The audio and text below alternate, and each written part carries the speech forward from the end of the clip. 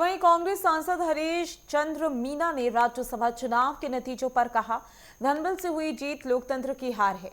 उनसे खास बातचीत की नेटवर्क 10 के संवाददाता ने। हमारे साथ कांग्रेस सांसद हरीश चंद्र मीना जी हैं, जिनसे हम खास बातचीत करेंगे। सर, जिस तरीके से बिहार की अगर बात कर ले तो बिहार में 5 की 5 राज्यसभा सीटों पे भारतीय जनता पार्टी ने अपने परचम लहराए हैं।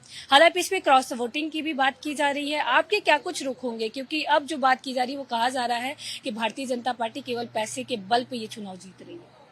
देखिए, कोई भी हार जीत जरूरी नहीं है, किस तरीके से आप हारते हो, किस तरीके से जीतते हो। अगर कोई धनबल के जरिए, कोई सीबीआई ईडी के जरिए अगर जीतता है, वो जीत तो होगी, पर वो जीत अधूरी है। वो जनता की हार है, जनतंत्र की हार है, लोकतंत्र की हार है। तो जहाँ स्वच्छ चुनाव होंगे, लोगों को आप वोट देने का अधिकार दीजिए।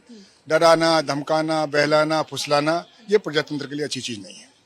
सर, वहीं अगर बात करते चले पश्चिम बंगाल में 2 चरणों को चुनाव को लेकर लगातार जो है वो भारतीय जनता पार्टी के ऊपर आप लोग सवाल उठा रहे हैं कि इसमें जरूर बीजेपी की कहीं ना कहीं बहुत बड़ी कूटनीति है। तो क्या कुछ भारतीय जनता पार्टी 2 चरणों के क्यों चुनाव आयोग की तरफ से ऐसा कहवाया गया, जिस तरीके से आप लोग का कहना है कि चुनाव आयोग भी भारतीय जनता पार्टी के साथ सम्मिलित है?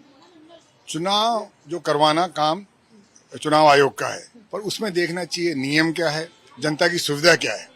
ये देखते हैं भाजपा की सुविधा क्या है। तो चुनाव भाजपा के लिए नहीं है, देश के लिए है, जनता के लिए, जनतंत्र के लिए। तो उसको अगर आप दुरुपयोग करेंगे, इसके दूरगामी परिणाम होंगे।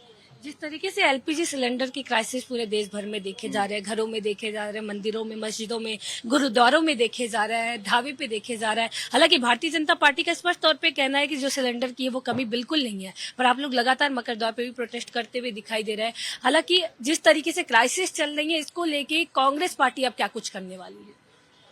पूरे देश को पता है, पूरी दुनिया को पता है कि एलपीजी की क्राइसिस है। गांव गांव में चल जाइए, घर घर जाइए, लोग परेशान है इससे। पर मोदी जी को फुर्सत ही नहीं है। वो तो तमिलनाडु में, कभी केरला में, एक शब्द तो बोले आके, ये जनता को आश्वस्त तो करें कि उनका क्या कहना है और लोगों की एलपीजी की समस्या है, इसका निराकरण वो कैसे करेंगे। चलिए, सबसे बातचीत करने के लिए बहुत बहुत धन्यवाद। कैमरामैन गौरव के साथ मैं पल्लवी श्रीवास्तव, नई दिल्ली।